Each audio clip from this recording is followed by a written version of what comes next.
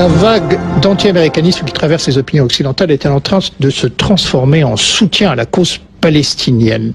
Le couplage anti-sionisme, anti-américanisme peut-il donner naissance à un AGM, un antisémitisme génétiquement modifié? Alain Soral, Ronnie Broman et William Goldnaden en débattent vigoureusement sur ce plateau. Soral, éternel récidiviste, vous écrivez « Derrière le djihad américain, ce qui se profile en réalité, c'est la fin de la rente de Nuremberg. » Et cette idée de rente, c'est-à-dire d'instrumentalisation de la Shoah, elle vous obsède à tel point que vous y revenez un peu plus loin à propos de l'affaire Papon. Je vous cite. « Quand je vois ceux qui s'acharnent sur un vieillard, déjà 3 fois jugé, être tellement étranger à ce pardon chrétien, si profondément ancré dans la mentalité française et dans nos valeurs démocratiques, j'espère seulement que les Palestiniens, le jour où ils auront à nouveau un pays, ne se mueront pas à leur tour en rentiers de la réparation et ne poursuivront pas le retraité Sharon, complice des massacres de Sabra et Shatila et haute purification ethnique, avec le même acharnement vengeur. » Traduction juive, pas française, c'est ça? Non. Étranger à la mentalité chrétienne, démocratique. On ne voit pas pourquoi certaines communautés échapperaient à la morale et à l'universel. Quand, à un moment donné, on se plaint de persécutions racistes, et qu'on a été victime de persécutions racistes, ça ne donne pas, je dirais, un tampon pour qu'on ait droit à son tour d'être raciste. Donc le problème, moi, pour aller radicalement au fond du problème, je ne suis pas spécialement pro-palestinien, je suis français et j'en ai rien à foutre. Ce qui m'emmerde, moi, c'est que en France, on est en train de faire monter des communautarismes opposés qui sont en train de foutre en l'air quelque chose qui était de l'ordre de la paix républicaine, et que ça devient difficile de savoir avec qui on peut parler et pas parler. Et je veux dire simplement, je vois pas pourquoi on pointerait un certain racisme et pas un autre. Donc je dis que quelqu'un qui dit j'appartiens au peuple élu, et cette élection se transmet par le sang de ma mère, et ça me donne une sorte de droit de droit divin, parce que c'est ça le problème, c'est savoir si le droit divin prime sur le droit international, en gros. Et je dis ça, c'est dangereux, et ça contient du racisme. Et c'est pas parce que un juif d'un seul coup dit ça qu'il ne peut pas être raciste puisqu'il est juif et qu'il a été victime du racisme. C'est-à-dire que c'est pas parce qu'à un moment donné les Israéliens veulent habiter dans une terre, comme l'a dit Arnaud Klarsfeld, une petite terre où il y aurait que des juifs, qui disent autre chose que ce que disaient à un moment donné les Serbes. Et moi, le problème, c'est quand les intellectuels de gauche d'origine juive ont dit les Serbes pour la purification ethnique, je me dis, à la limite, je sais pas si je suis pour ou contre, mais il faut le dire aussi quand Sharon le fait. Et moi, je pense que, d'une certaine manière, je suis sharoniste, parce que je pense que un Israélien de gauche, dans sa construction mentale, c'est un colon. Donc il faut qu'il s'en aille. S'il veut rester, il faut qu'il croie en Dieu. Il faut qu'il croie que c'est Dieu qui lui a donné cette terre. Donc la dérive naturelle d'un Israélien qui veut rester en Israël, c'est de devenir croyant. Mais à ce moment-là, il est sous l'égide du droit divin. Donc il ne peut plus recourir à la notion universaliste de droit international ou de droit laïque et universel. Et il y a tout ce problème. C'est-à-dire que si monsieur qui est en face de moi, excusez-moi, je me rappelle pas exactement de votre nom, et me dit, moi je crois à l'élection parce que je crois en Dieu et je crois à Moïse au table de la Ouassara, je dis c'est très bien. Mais vous pouvez pas demander à la République de vous donner le tampon, parce que ça, en 1791, on a assimilé en France tous les Français d'origine juive en tant que citoyens. Mais ils devaient rentrer dans la République et renoncer à un certain communautarisme ethno-tribal. Vous pouvez pas à la fois dire je suis un républicain citoyen et en même temps je suis un juif ethno-tribal. À un moment donné, il y a vous êtes face à une contradiction et je ne fais que la pointer du doigt. Alors, William Goldnaden va répondre sans parler d'instrumentalisation. La religion de la Shoah, l'hypermnésie de l'Holocauste, ne rend-elle pas les Juifs insensibles, sourds aux souffrances du peuple palestinien? Paradoxalement, vous reprochez aux Palestiniens d'exploiter médiatiquement leur statut de victime, comme s'il y avait un statut de victime qui est valorisé, survalorisé par la sensibilité contemporaine, comme s'il y avait une course pour la palme du martyr. J'ai écrit tout ça. Ouais. Je me suis plaint moi-même de l'hypermnésie de la Shoah. J'ai pointé cela et j'ai constaté... Est-ce qu'elle n'est pas source d'insensibilité? Je ne crois pas. Lorsque Soral prétend, je ne sais pas où il l'a vu cela. Je ne sais pas où il a vu que les Juifs, qu'il appelle les Juifs communautaristes, voire hystériques, ont exigé, sous prétexte qu'ils avaient été victimes de la Shoah, une sorte de tampon où ils auraient le droit de blanc-seing. En réalité, ça fait partie évidemment de l'arsenal antisioniste. On prétend que les Juifs instrumentalisent la Shoah pour faire des massacres en Palestine à l'identique de ce qu'ont fait les nazis. En réalité, Soral, dans son bouquin, est obsédé par la Shoah. Il blâme la compétition victimaire entre les gens. Mais c'est Soral lui-même qui compare, qui reproche notamment à Hollywood d'avoir mis en scène la Shoah à travers la liste de Spielberg, à travers et de ne pas avoir et de ne pas faire de film sur le martyr palestinien. Mais nous sommes mais on est dans l'absurdité la plus totale. Dans l'absurdité. Et pourquoi pas sur le problème kurde? Pourquoi? Attendez, c'est quand même curieux. Pourquoi vous venez dans votre pamphlet uniquement reprocher à Hollywood le fait d'avoir fait des films sur le martyrologe juif et non pas sur le martyrologe palestinien. D'abord, permettez-moi de vous dire, quand vous dites que vous avez les yeux secs par rapport au martyrologe juif, moi je n'ai pas peur de dire que j'ai les yeux secs par rapport au martyrologe palestinien. D'abord parce que la vérité m'oblige à dire, que ça vous plaise ou non, c'est de la petite bière, le martyrologe palestinien par rapport au martyrologe juif. C'est de la petite bière, premièrement. Deuxièmement, je le dis. Non, mais je comprends qu'en termes d'échelle, c'est vrai que c'est en termes d'échelle et d'organisation, je n'ai pas fini, et d'organisation industrielle de la mise à mort des gens, c'est de la petite bière, Goldnadel, persiste et signe. Ronnie Broman, vous êtes sur une position, Soral, silence. Vous êtes sur une position pas très éloignée de celle de Soral quand vous dénoncez la stratégie victimaire d'Israël qui consiste à mettre en avant les souffrances d'hier pour relativiser ou justifier les violences d'aujourd'hui. C'est ce que vous appelez le chantage à l'antisémitisme comme arme d'intimidation absolue. Alors au fond, Ronnie Broman, vous êtes, vous, paradoxalement, un antisioniste par vocation juif. Un juif ne peut être que du côté des persécutés. Non, un juif peut être du côté qu'il choisit. Il n'y a pas une sorte de métaphysique de l'élection, pour reprendre le terme que Soral empruntait à Finkielkraut. Il y a des choix. Moi, je suis juif parmi d'autres éléments qui composent mon identité, républicain, mais ce français, chantage à l'antisémitisme, vous ne le supportez pas? Non, je ne supporte pas le chantage à l'antisémitisme, mais je ne nie pas non plus que l'antisémitisme puisse se cacher sous des positions politiques valorisées, naturellement. D'ailleurs, je voudrais souligner à ce stade de la discussion que l'antisémitisme ne prend pas seulement le masque de l'antisionisme, il prend aussi le masque du sionisme. On a bien vu, par exemple, la coalition chrétienne de Christian Coalition, qui a des lettres de noblesse antisémites assez bien écrites et assez nombreuses dans son histoire récente aux États-Unis, qui est aujourd'hui, au nom d'une promesse biblique, au nom d'une vision apocalyptique du monde, l'apocalypse, c'est-à-dire la fin des temps qui est en train d'arriver, qui va entraîner le regroupement des Juifs en Palestine, lui-même annonciateur du Messie, et enfin de la parousie chrétienne, de l'élimination des infidèles, etc. Aussi.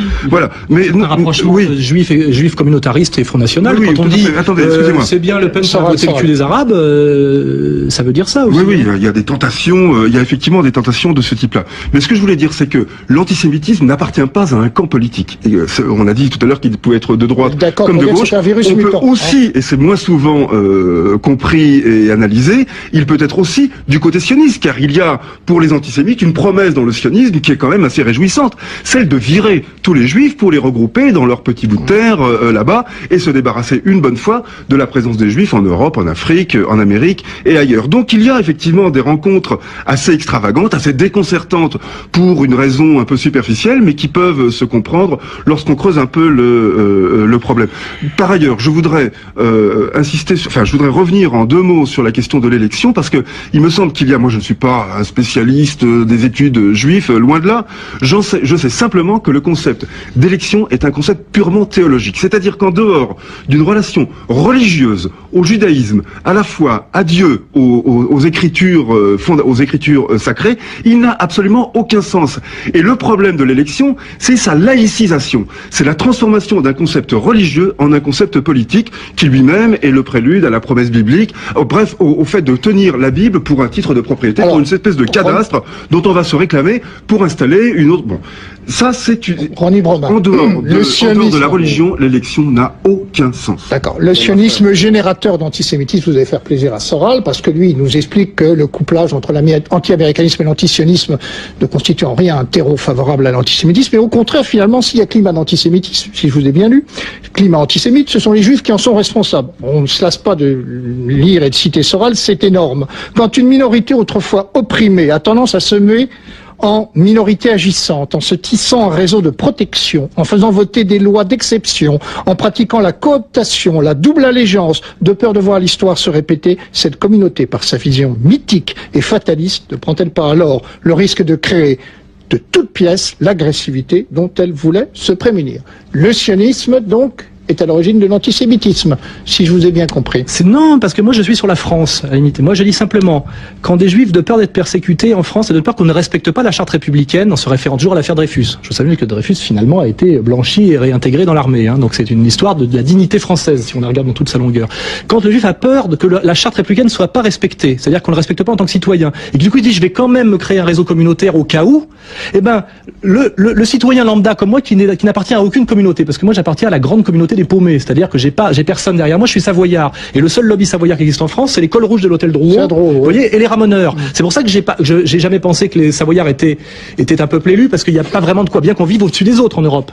C'est nous qui vivons le plus haut, donc on est au-dessus des autres. Mais donc à un moment donné, je me dis, ce juif un peu inquiet, parce qu'on lui vend aussi une propagande, c'est quand même Jean-Jacques Goldman qui a dit si la France est antisémite, je le saurais. C'est quand même le chanteur préféré des Français, vous voyez, hein. Et à un moment donné, il se dit quand même, au cas où il y aurait un retour parce que c'est Finkielkraut leur fait peur, alors au cas où il y aura un retour d'antisémitisme en France, je vais quand même être un peu communautaire, je vais peut-être réétudier un peu le Talmud, je vais peut-être me mettre dans des associations, je vais peut-être m'adonner à l'Observatoire du monde juif, et du coup d'un seul coup le citoyen français comme moi, il se dit mais dis donc, on m'avait dit que le juif était assimilé, que c'était un français d'origine juive, citoyen comme moi, et je vois d'un seul coup qu'il appartient à des tissus d'associations, de machin, et qui participe à ce qu'on appelle un lobby, et d'un seul coup je me dis merde, il m'a trahi, je lui ai tendu la main de l'égalité, et il lui me renvoie le refus de l'inégalité de l'autre. Et aujourd'hui, je dis qu'une certaine paranoïa juive crée de l'antisémitisme.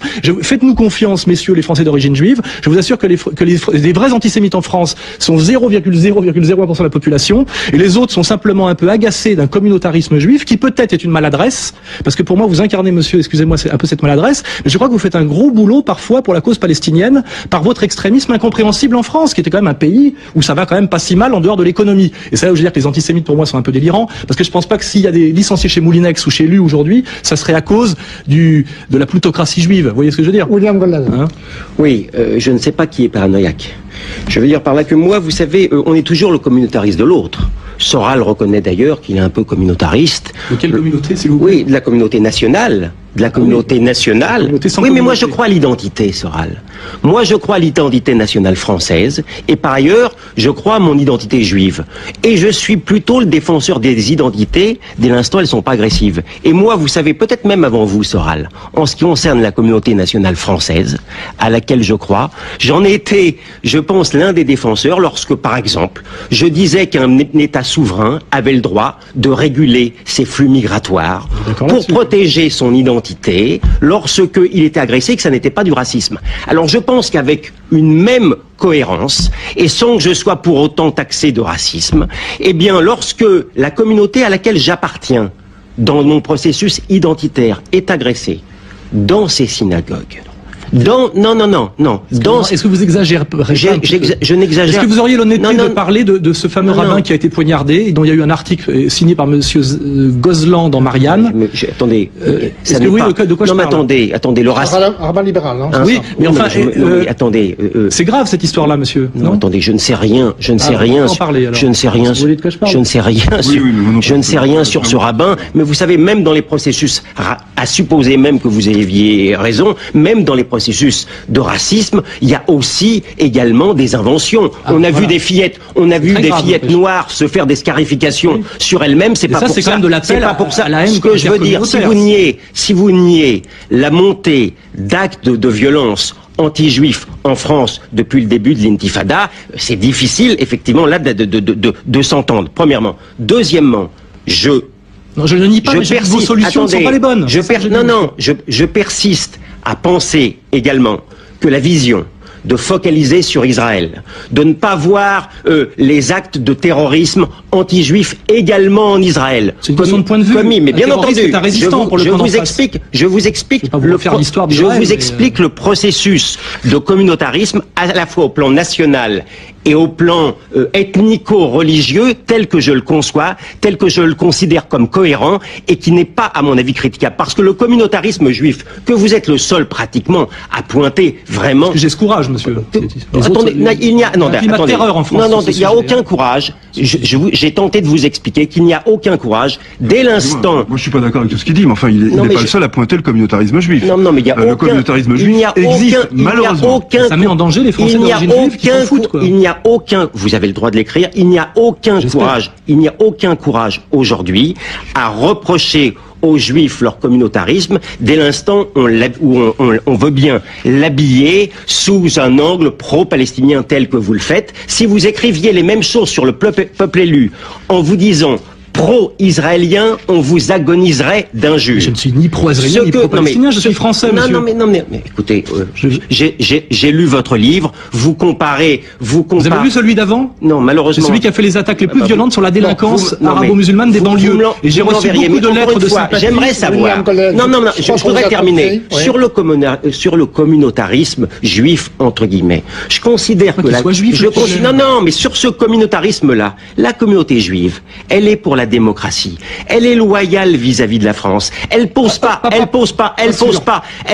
des bombes. Elle insulte pas la Marseillaise, elle la chante. Elle croit en la nation française. C'est parce qu'on l'a abandonnée il y a 1 an et demi, justement, à son sort, en disant c'est pas de l'antisémitisme ça. Les juifs qu'on route coup dans les rues, c'est pas de l'antisémitisme, c'est des petits délinquants. C'est parce qu'on a osé faire ça, parce que cet antisémitisme-là venait soit de l'extrême gauche, soit de l'islamisme, que la communauté, elle s'est durcie, elle s'est raidie. Je vous signale un point important, c'est qu'il y a 1 an et demi, quand ce genre d'action absolument odieuse et inacceptable a commencé, attendez, excusez-moi, quand ça a commencé, cela faisait suite. Il y a un bel ensemble quand même entre Broman et Soral. Je suis content.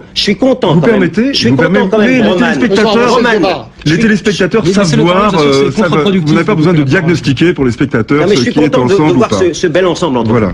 Il y a 2 ans, quand ces actes anti-juifs ont commencé, effectivement, cela s'inscrivait aussi dans une déclaration communautaire d'un certain nombre d'institutions, dont le CRIF, qui portait les juifs dans un soutien inconditionnel à la politique israélienne. Or, ce dont nous parlons... Pourquoi on a le droit de bastonner les juifs dans les rues? Non, on n'a pas le droit, mais on a le droit de s'interroger, on a le droit de s'interroger sur la soudaineté d'un phénomène. Ça ne veut pas dire que ce phénomène est légal et acceptable.